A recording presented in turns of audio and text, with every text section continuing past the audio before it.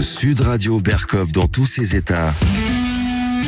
Le face-à-face. 13h08 maintenant sur Sud Radio. Nous sommes toujours avec André Berkov qui reçoit aujourd'hui pas un mais deux invités dans ce face-à-face pour une spéciale États-Unis. D'abord, nous recevons Caroline Galacteros que vous connaissez bien, géopolitologue. Et puis nous recevons Randy Alloz qui est avocat américain. Bonjour à vous deux. Bonjour. Alors effectivement, Caroline Galacteros, que nous connaissons déjà et qu'on recevons toujours avec plaisir, Randy Alloz, qui organise, et je voudrais peut-être qu'on en parle maintenant, puisque c'est l'actualité aussi, vous organisez vendredi un dialogue, un colloque avec beaucoup de personnes, et des personnes plutôt très intéressantes et de marque. Alors, Randy Alloz, d'abord, c'est ce colloque que vous organisez à Paris, c'est quoi exactement et pourquoi ? Voilà, ce colloque, ça s'appelle le Worldwide Freedom Initiative. Il est là pour réunir et débattre des questions qui concernent le centre-droite, la droite, les patriotes, les conservateurs, autour des sujets qui sont importants pour eux. Et ça peut être l'immigration, ça peut être le wokisme, ça peut être aussi la liberté d'expression, ça peut être également différents types de questions. Et le but, c'est de laisser les uns et les autres venir. On a pu réunir tout un spectre d'acteurs, dont acteurs politiques qui viennent aujourd'hui. Il y aura M. Farage qui va d'Angleterre, qui va parler. Nigel Farage. Nigel Farage qui va parler. Il y aura M. Zemmour. Il y aura M. Dupont-Aignan qui va aussi parler. Nous aurons Madame Kristi Noem des États-Unis qui est pressentie pour être vice-président.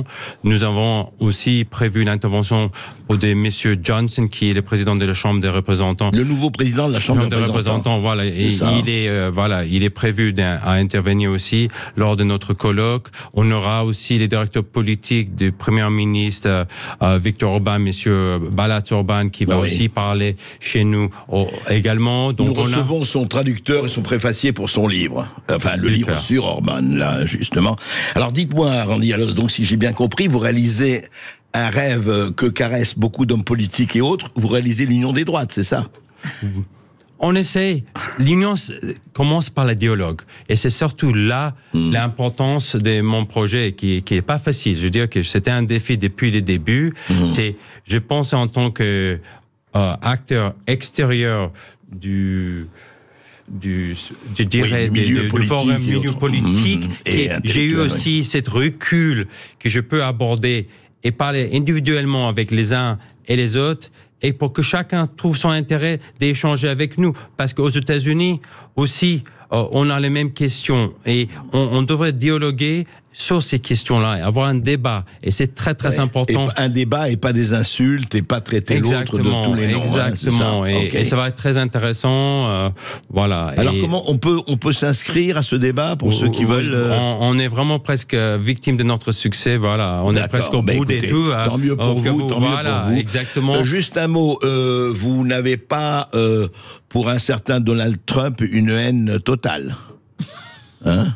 Non, Monsieur Donald Trump, voilà, lui, je pense qu'il est en train de...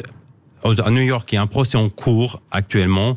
Et comme vous savez, il a témoigné hier. Donc en ce moment, il est très occupé.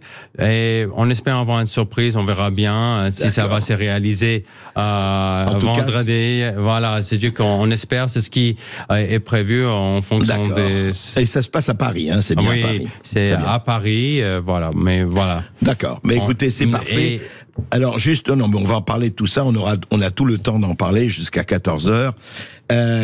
Justement, Caroline Galacteros, l'Amérique aujourd'hui, j'ai reçu juste avant vous Charles Gave. Oui. Qui a sorti un livre d'ailleurs très intéressant, La vérité pour rendre un livre qui vient de sortir, et il disait que c'est aussi l'histoire des États-Unis, et là tout se passe aujourd'hui comme si les États-Unis, maîtres du monde depuis, j'allais dire depuis 1918 pratiquement, 45 si on veut. Là, on voit très bien ce qui se passe. On en a parlé avec vous, la dédollarisation, le basculement du monde, les plaques tectoniques qui bougent, les conflits, que ce soit Russie-Ukraine ou que ce soit aujourd'hui le Proche-Orient, montrent que la donne est en train de changer. pour le meilleur, diront certains, pour le pire, diront d'autres, c'est notre problème. Mais je voudrais vous donner le rôle de l'Amérique aujourd'hui. Est-ce qu'il est vraiment en train de changer ? Le rôle de l'Amérique dans le monde, au Moyen-Orient ? Dans le monde, parce que c'est lié. Je pense qu'il est, oui, il est vraiment en train de changer, tout simplement parce que le spectre, j'allais dire l'échiquier mondial change, a changé considérablement et est encore en train de changer au moment où nous nous parlons. Donc relativement, ne serait-ce que relativement, sans parler des problèmes américains propres et relativement par rapport au reste des grands acteurs qui se lèvent désormais et qui s'entendent. Forcément, le rôle des États-Unis, leur idée de nation exceptionnelle, etc., change et régresse relativement, bien sûr. Et donc, tout leur sujet, c'est évidemment d'empêcher ce retrait, cet isolement, cet affaiblissement relatif, et même absolu d'ailleurs dans certains domaines. Et donc là, on peut voir que l'actuel conflit, dont on parlera sans doute, est une occasion à la fois de montrer de nouveau qu'ils sont là, qu'en fait ils ne sont pas du tout partis, et qu'il va falloir compter aussi avec eux. Et en même temps, la question c'est jusqu'où ne pas aller trop loin dans l'interventionnisme, parce que précisément la situation est tellement électrique, tellement dangereuse, et les risques d'extension et de perte de contrôle, en fait, à vrai dire, du conflit, à l'échelle régionale et même à l'échelle globale, parce que tout le monde est impliqué, peu ou prou, sont très importants. Donc le problème, la puissance américaine qui est devenue beaucoup plus posturale, en fait, un peu, on le voit, on l'a vu en Ukraine, a ses limites aussi. Voilà. Jusqu'où ne pas aller trop loin. Alors, jusqu'où ne pas aller trop loin, on en parlera avec Randy Alloz et avec Caroline Galacteros. Juste après cette petite pause, on reprend. Et je ne suis pas le seul. Ils et elles sont aussi dans tous leurs états. Caroline Galacteros, Randy Alloz, avocat américain, Caroline, géopolitologue. Randy Alloz, on voudrait savoir un peu, et nos éditeurs, qu'est-ce qui se passe? Alors, on va parler de l'Amérique et le reste du monde, on va parler du Proche-Orient, bien sûr, mais qu'est-ce qui se passe en Amérique? De loin, comme ça, on a l'impression, vraiment, je ne dis pas que c'est la guerre de sécession, mais qu'il y a presque deux Amériques. Alors, on va pas reparler du woke, on va pas reparler de Black Lives Matter, on va pas parler de tout ça, mais qu'il y a vraiment deux Amériques, et que, pour être schématisé, je simplifie évidemment, l'Amérique de Trump et l'Amérique de Biden, on a l'impression que ce sont deux Amériques différentes. Et c'est le cas, ou est-ce que c'est un peu trop exagéré, à votre avis?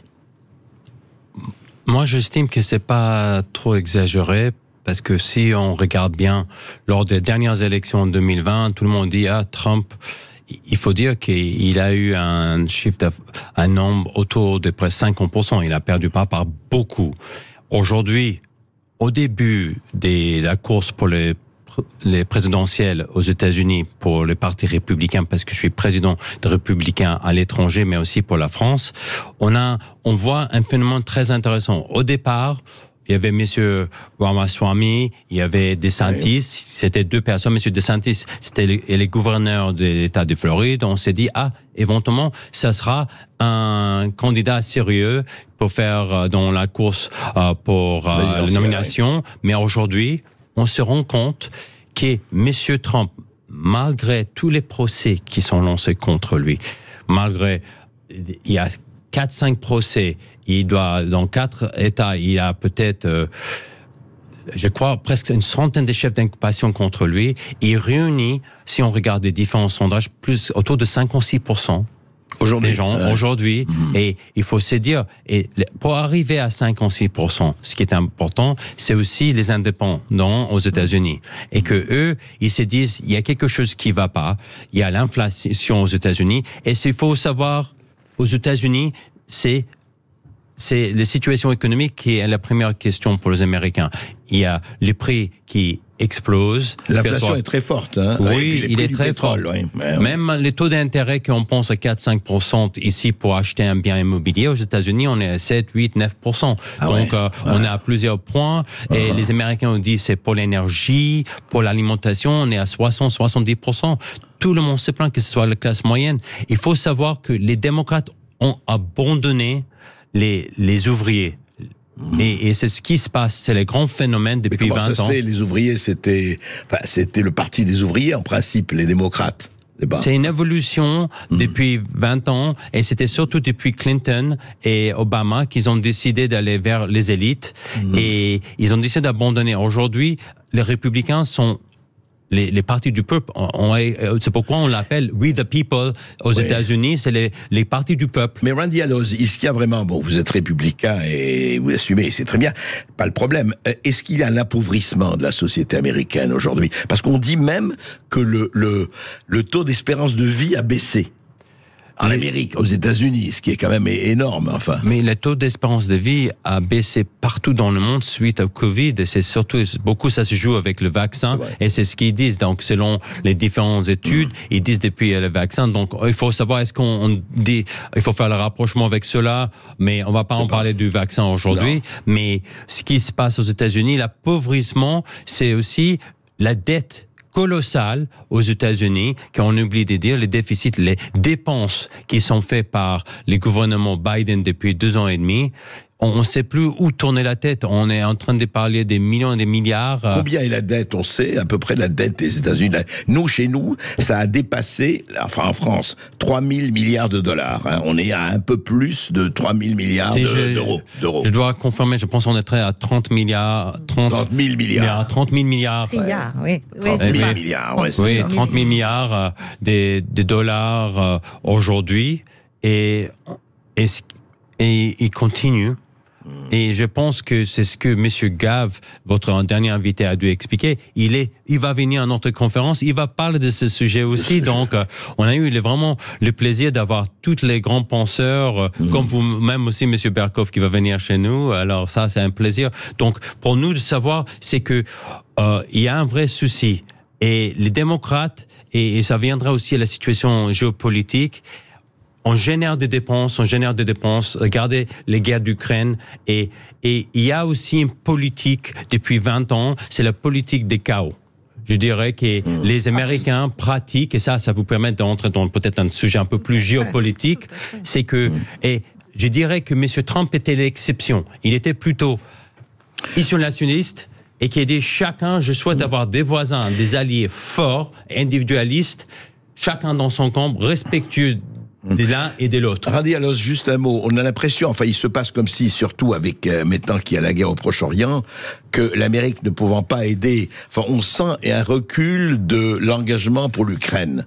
Même chez les démocrates, ou en tout cas chez beaucoup de gens, je ne sais pas, la population, on dit bon, on a aidé l'Ukraine, on continue, mais peut-être ça suffit comme ça. Je ne sais pas. Est-ce que c'est vécu comme ça aux États-Unis? Vous aurez dû entendre M. Johnson qui va parler à notre conférence. Il a dit, on souhaite qu'il y a des comptes à rendre par rapport à l'argent qui est donné à l'Ukraine. Aujourd'hui, on a vu des rapports par des organisations indépendantes qui disent qu'entre 30, 40, parfois même 50% des dépenses et des matériels militaires part dans les marchés noirs, dans le monde entier. On a trouvé des armes des États-Unis entre les mains des Hamas, et que ça a été déjà trouvé. Donc aujourd'hui, c'est une vérité. Les démocrates le nient. J'ai déjà fait plusieurs débats et dit ça c'était pas vrai, mais c'est vrai, ça existe. Et aujourd'hui, vous avez M. Zelensky qui supplie l'Amérique de lui faire du crédit pour acheter des armes par rapport et les démocrates ont essayé récemment pour passer, je veux dire, voilà, ils ont mis une condition pour voter pour l'aide à l'Israël. Ils ont dit, si vous donnez pas l'aide à l'Ukraine, on vote contre l'aide pour l'Israël. Donc, les républicains ont passé la loi, les projets de loi, contre la volonté des démocrates qui ont voté quasiment tous contre. Il y a à peine 10 qui ont voté pour.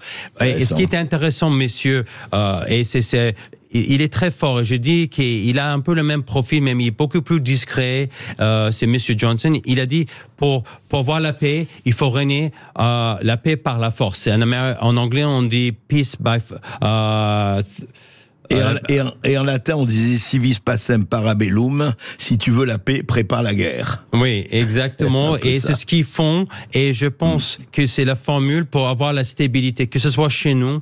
Et aussi, il faut, et ça revient aux questions, il faut être fier de son patrimoine fier de son histoire, fier de son héritage. C'est vraiment cela dont on parle pour être fier dans notre pays. Ça aide aussi d'aller plus loin. Parce qu'on ne peut pas dire à quelqu'un on va se défendre. Pourquoi on a les Français qui ont peur? C'est parce qu'ils font plus confiance à la France. On met pas en avant. Regarde les Américains qui sont autour de Trump. Ils sont fiers de leur pays. Ils veulent un pays fort.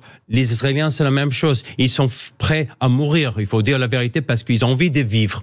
Ils n'ont pas envie d'aller vers la Hamas. Vous pensez, c'est des pères, des mères, des femmes. Vous savez, il y a les femmes israéliennes sont des réservistes aussi, et ils quittent leurs enfants. Et ils vont. Et il y en a plusieurs. Il y en a une qui est même mort hier et qui se battent aussi à côté des hommes pour. À propos de Zelensky, vous savez qu'il y a eu un sonore. On va le passer demain. Il a demandé l'argent, il a dit, mais si vous ne pouvez pas nous apporter un soutien financier, d'accord, accordez-nous un crédit et nous vous rembourserons. Pourquoi vous... Oui, écoutez. If you can't give us some financial support, okay, please, give us a credit and we will give you back money. Mais alors, monsieur Elok, vous voulez pas donner un crédit à Zelensky? C'est quoi ça? C'est... Comme certains Américains disent, c'est l'hyperfusion qu'on fait à l'Ukraine là. Je pense l'aide américaine, il peut pas continuer. Alors, regarde, la question, c'est qui fait la guerre aujourd'hui? C'est vraiment un souci. Mais les Américains soutiennent l'Ukraine, il faut le dire. Ils sont pas contre l'Ukraine, mais c'est jusqu'à où? Et c'est toutes les difficultés, c'est avoir une aide efficace par rapport à l'Ukraine, par rapport à quelle stratégie à long terme. On va en reparler tout de suite après cette petite pause, et Caroline Galacteros va nous donner son sentiment justement jusqu'où aussi avec l'Ukraine. Avec Caroline Galacteros, Randy Alloz, André Berkoff et vous au 0826 300 300. On attend toutes vos réactions au standard. À tout de suite. Dans un an, pratiquement jour pour jour, en tout cas en novembre 2024, élections présidentielles aux États-Unis, qui vont évidemment décider de beaucoup de choses. Hein. Même si les États-Unis peut-être diminuent en puissance, il n'empêche que celui qui sera président des États-Unis en 2024 et à partir de janvier 2025 va peser très très très lourd dans les affaires du monde. Caroline Galacteros, au fond, on est à un stade, je voudrais parler un peu de Russie-Ukraine. On en a parlé souvent avec vous, et vous savez, et vous disiez toujours que bon, écoutez, franchement, c'est plus compliqué de dire que Monsieur Zelensky c'est Churchill et Monsieur Poutine c'est Hitler, hein, comme on a entendu parler. Aujourd'hui, alors on parle, Caroline Galacteros, on en est. Est-ce que pour vous c'est plié ou pas, et quelles seraient les conséquences? Oui, je pense que militairement, là, l'échec de cette interminable contre-offensive de plus de 5 mois est maintenant avéré. Les chefs militaires américains et même les politiques l'avouent. Le chef d'état-major ukrainien vient de le dire clair et net, jusque dans les colonnes de The Economist. Et d'ailleurs, un de ses lieutenants s'est fait assassiner dans la foulée. Donc, le pouvoir ukrainien est en très, très mauvaise passe. Et c'est toute la question. Parce que qu'est-ce que ça veut dire aider l'Ukraine ? Est-ce que ça veut dire aider le peuple ukrainien ou ce régime-là avec lequel nous avons fait un accord assez, j'allais dire, méphistophélique, hein. C'est quand même un drôle de mariage. Tout à l'heure, Randy Allen parlait du fait que maintenant on a conscience, enfin on découvre, ce qui est quand même un peu énorme, mais enfin on découvre que entre un tiers et la moitié des crédits alloués à l'Ukraine s'évaporeraient, partiraient dans la corruption, dans le trafic d'armes. Et le marché noir des armes, etc. Bon, voilà, faut quand même faut arrêter de prendre les gens pour des truffes, comme on dit vulgairement. C'est une évidence, et de toute façon, militairement, effectivement, l'Ukraine n'a pas les moyens de pouvoir non seulement tenir face à la Russie, mais renverser le rapport de force. C'est là que, en fait, la messe était dite depuis très longtemps. Simplement, les États-Unis font durer l'illusion ne peuvent pas abandonner aussi sèchement après avoir expliqué que la victoire était au bout du fusil. C'était le sort de l'Occident qui se joue en Ukraine. Voilà. Donc la réalité, c'est que la Russie a fait entrer dans ses frontières officielles les 4 oblasts, le Donbass, Kherson, Zaporizhia, etc., que des avancées russes se poursuivent sur 2 axes désormais, au nord et au sud, vers la reprise de Kharkov et de ses environs, et peut-être Odessa, ce qui serait là très compliqué pour l'Ukraine après, et que donc, de ce point de vue-là, ce qui se passe au Moyen-Orient est une très très heureuse et inespérée diversion pour les États-Unis, parce que c'est quand même un fiasco, c'est une humiliation considérable. Oui, c'est une humiliation considérable. Mais je crois que les États-Unis jouent un rôle moindre là-bas, mais au Moyen-Orient, on va en reparler. Mais juste un mot. Quid de l'Europe? Parce que vous avez vu quand même que hier ou avant-hier, non mais attendez, Ursula von der Leyen était chez Zelensky et lui a assuré l'appui ferme, continu et persévérant de l'Europe. Super, ça va vraiment tout changer. Ça, c'est formidable. Hein. Qu'est-ce qu'on est content qu'Ursula von der Leyen fasse ce genre de déclaration. Non, je crois que là... Et l'Europe joue quel rôle alors? Mais elle n'en joue aucun. L'Europe, elle s'est alignée comme un bon petit soldat sur les desiderata du père, du papa américain, n'est-ce pas, du soi-disant protecteur américain. Sauf que tout ça s'inscrit dans une énorme manœuvre, justement, d'évolution des rapports de force du monde, et que l'Amérique, comme l'Europe, même à sa suite, même si on veut continuer à suivre servilement, il va falloir qu'on revoie les modalités de non seulement de notre discours, mais de nos pratiques vis-à-vis du reste du monde. Et ça, on ne va pas y couper. Aussi, vous voulez dire mais l'Europe à la traîne, entre guillemets. Mais l'Europe, elle a fait la démonstration, et Madame von der Leyen peut parler tous les jours si ça lui chante, elle a fait la démonstration de son impuissance. Mais qu'est-ce qu'on a fait à part des grandes déclarations, donner un argent, donner un argent qu'on n'a pas, avec des résultats absolument lamentables, et surtout, pour moi, on se perd moralement dans ce conflit. Parce que c'est un conflit militairement sans issue. C'est un conflit qui montre combien l'autre partie du monde, que ce soit la Russie, mais derrière elle, tous les autres, ne sont plus déterminés à se laisser faire. Notre économie est en...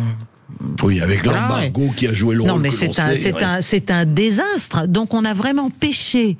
1, par ignorance, 2, par arrogance, 3, par présomption épouvantable, et on est complètement anachronique par rapport au reste du monde. Il faut le reconnaître. Et plus vite on le reconnaîtra, plus vite on sauvera les meubles, et même on pourra mettre de la cire dessus. Parce que sinon, ça va très mal se passer pour l'Occident. De plus en plus mal.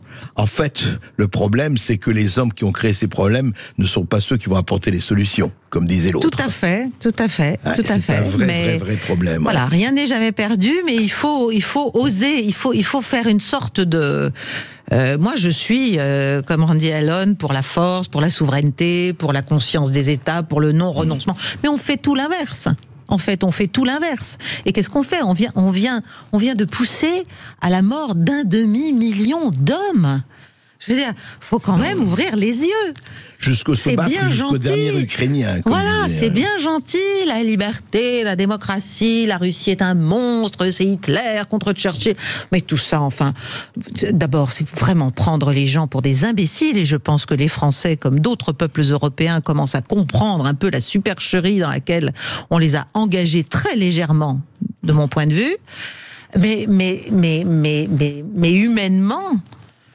C'est l'horreur. Et ce qui va se passer pour l'Ukraine sera l'horreur. Et plus on attend pour faire la paix, plus on attend pour discuter avec la Russie, sérieusement, sur la base du réel, et pas sur la base de nos utopies, plus la situation ukrainienne sera dramatique. Et même pour nous, d'ailleurs, ce ne sera pas très très rose. Non, mais nous, on a perdu une occasion de réfléchir, encore une. Voilà, Descartes revient, ils sont devenus mous. Et un peu fous aussi. On va en parler avec nos auditeurs, puisque nous avons Emmanuel qui nous appelle. Bonjour Emmanuel. Bonjour Emmanuel. Bonjour André, je vais tâcher d'être moins bavard que la dernière fois. Bonjour à vos invités et à toute l'équipe. Voilà, simplement, bon, vous parliez des démocrates américains, mais je pense qu'on a les mêmes en France, puisqu'en fait, ils ont largué le social pour le sociétal, woke, etc. Ouais. C'est quand même rare qu'on puisse mettre un drapeau français sans se faire traiter de facho, donc ça, c'est déjà un gros problème. Ouais, c'est pas mal, autre chose, c'est que sur l'Ukraine, il faut savoir que les terres aujourd'hui sont rachetées principalement avec BlackRock. Donc les terres ukrainiennes sont pratiquement plus aux Ukrainiens et elles sont rachetées pour une misère aussi avec tous ces jeunes morts qui sont là. Ils sont plus en capacité de pouvoir entretenir leur territoire. Et résultat des courses, ils appartiennent finalement à des sociétés financières. Et franchement, c'est quelque chose qui n'est pas forcément dit tout le temps, mais il y a un vrai OPA sur l'Ukraine, ou ce qu'il en restera en tout cas. Caroline Galacteros, oui, il y a une OPA sur l'Ukraine. Absolument, mais elle est ancienne, hein. Elle a commencé avant la guerre. Elle a commencé avec certains oligarques ukrainiens qui étaient en cheville avec d'autres, et c'est d'ailleurs aussi une des motivations de la guerre. Parce que le Donbass, certains intérêts économiques, miniers, énergétiques de l'Ukraine se trouvent dans le Donbass et étaient liés à certains Ukrainiens. Et quand on entend Zelensky qui raconte qu'il a besoin d'argent et qui fait le roumain, là, s'il vous plaît, donnez-moi du crédit. Non, mais c'est méchant ce que je dis, mais enfin, vous voyez, hein, bon, faut arrêter de prendre les gens pour des idiots, quoi. Donc, les Français ne sont pas idiots. Oui, Emmanuel, vous vouliez ajouter quelque chose? Simplement pour dire que finalement, le dindon de la farce, ce sera l'Europe. Parce qu'aujourd'hui, sur les marchés de Shanghai et autres, avec le changement de monnaie, c'est-à-dire qu'ils échangent soit en yuan, soit, enfin, l'équivalent du yuan, mais dans des monnaies indiennes ou autres. Oui. Le seul monnaie qui n'est plus utilisée sur ces marchés internationaux, et d'ailleurs c'est Charles Gave qui le disait, je crois, ou je sais plus. Absolument. Mais il y a une chose qui est intéressante, comme il faut vous rappeler, qu'il y avait un oligarque ukrainien qui avait deux employés. Il avait Zelensky pour la télévision et Hunter Biden pour Burisma. Mais bien sûr. C'est quand même intéressant quand on rappelle ça. Non, mais tout ça est une vaste mascarade, dans laquelle nous sommes tombés bien légèrement. Alors, Caroline, vous vouliez parler un peu justement du Proche-Orient, ce qui se passe au Proche-Orient, où l'Amérique est là aussi, la Russie moins engagée, ce n'est pas le même théâtre des opérations. Est-ce que là aussi, juste quand même, je crois qu'on a un auditeur, parce que j'aimerais bien qu'on ait un peu les auditeurs. On continue de prendre vos appels après cette courte pause. À tout de suite sur Sud Radio. 16h45 sur Sud Radio, on est toujours dans ce face-à-face. Aujourd'hui, on reçoit Caroline Galacteros et Randy Yaloz. Et puis nous avons Philippe qui nous appelle depuis Caen au 0826 300 300. Bonjour Philippe. Salut Philippe. Oui, bonjour André, bonjour Madame Galacteros et bonjour Monsieur Randy Yaloz. Oui, je voudrais savoir, ce message s'adresse à Madame Galacteros. Oui. Il existe aux États-Unis le Conseil national du renseignement. Il a été fondé en 79 et il fournit tous les 4 ans au directeur national du renseignement américain un rapport sur la tectonique des forces. Et ça se fait sur 2 décennies. En fin de compte, la projection, c'est sur donc 20 ans. D'accord. Voilà. Moi, j'ai lu le rapport pour 2035. Alors, Madame Galacteros, est-ce qu'il y a un équivalent? C'est la question. Est-ce qu'il y a un équivalent au Conseil américain pour la France? Pour la France. Ça, c'est une. Sur les prévisions, vous voulez dire des prévisions sur 20 ans, c'est ça? Oui, alors voilà. D'accord. Vous savez qu'une société, on la regarde sur 5 ans, mais là, c'est de la stratégie politique. Et juste une petite boutade, oui, allez-y. André, c'est la boutade de George Orwell. Voir ce que l'on a devant le bout de son nez demande des efforts constants. C'est très vrai. Orwell dit toujours des choses très sensées. Caroline Galacteros, est-ce qu'on a l'équivalent en France? Non, on n'a pas d'équivalent. On a quelque chose qui change avec le pouvoir, généralement, quand un nouveau pouvoir arrive. On fait un livre blanc sur la défense et la sécurité nationale, dont la première partie est censée être une évaluation, une partie un peu prospective sur la manière dont on voit l'évolution des menaces à 5, 10, 15 ans. Après, nous avons bien sûr, oui, j'ai connu ça, les plans nationaux, le plan national de renseignement qui lui est refait. À mon époque, c'était aussi tous les 4 ans, mais je ne sais plus ce qu'il en est aujourd'hui et qui est un plan très important puisqu'il oriente Ah oui. Pour tous les 4 ans, la recherche des services. D'accord. Voilà. Et là, forcément, pour avoir une bonne orientation, il faut déjà un bon diagnostic et un bon pronostic, et donc savoir un peu vers où on va, quelles priorités. On peut pas tout faire. Voilà. Donc voilà ce qu'on a. Voilà ce que je sais. Mais ce n'est pas forcément up to date ce que je vous dis, parce que ça a un peu changé ces dernières années. Juste, j'abuse pas, mais pour Randy, est-ce que Randy connaît Grégory Treverson, comme vous voulez? Grégory Treverson, oui. Est-ce qu'il le connaît, Randy, ce personnage? Non, pas personnellement. Non. Mais ça vous dit quelque chose? Oui, ça me dit quelque chose, mais pas assez pour commenter. On va pas s'étendre sur Grégory Treverson, cher Philippe, mais en tout cas, merci de votre intervention. Ah tiens, Grégory qui vient d'appeler. Ah non, c'est Pierre qui nous appelle depuis l'Ain. Bonjour Pierre. Bonjour Pierre. Bonjour André. Oui. Bonjour messieurs, dames. Bonjour Mme Galacteros, je vous suis depuis un petit moment. Déjà, ça fait très longtemps que je vous ai pas appelé André, j'ai pris beaucoup de recul parce que tout ce combat contre ces élites mondialistes qui sont en train de détruire nos pays, et puis ce combat sur cette arnaque du vaccin, ça a failli me coûter ma vie privée. J'ai pris beaucoup de recul, merci à ma femme de m'avoir aidé dans ces moments. J'ai une pensée pour le professeur Montagnier, là, à l'heure où je vous parle, avec qui j'avais échangé sur Vous pouvez, ouais, alors, je comprends. Oui, alors, on vous écoute Pierre. Moi, j'ai beaucoup d'espoir, Madame Galacteros, parce que j'ai beaucoup de confiance sur le retour de Donald Trump en 2024, malgré toutes les saloperies qu'on essaie de lui mettre sur le dos. Il a juste une avocate exceptionnelle qui le défend en ce moment, même si la justice ne se fait plus dans les tribunaux aux États-Unis actuellement, c'est comme chez nous. Hein. Et moi, j'ai beaucoup de confiance, et je voulais vous demander, est-ce que vous voyez, vous partagez cette confiance avec, si un retour de Donald Trump, un gros établissement de la géopolitique mondiale et la paix qui reviendrait. Faut pas oublier que sous Donald Trump, il n'y a pas eu de guerre, alors que sous Obama, qui a eu le prix Nobel de la paix, il y a eu un bon nombre de conflits qui ont été créés. C'est une question pour moi ou pour Randy? Je pense que on peut répondre tous les deux. Voilà, tous les deux, absolument. Alors, allez-y. Vous pouvez tous les deux, je pense. Tout à fait. Et Randy ensuite. Moi, j'espère beaucoup, à vrai dire, dans le retour de Donald Trump. Oui, parce que je pense que c'est un président qui avait compris beaucoup plus de choses sur l'évolution sur la réalité des rapports de force, la nécessité d'avoir en fait des interlocuteurs forts dont on peut tout à fait assumer et tolérer la force à partir du moment où elle peut induire un dialogue.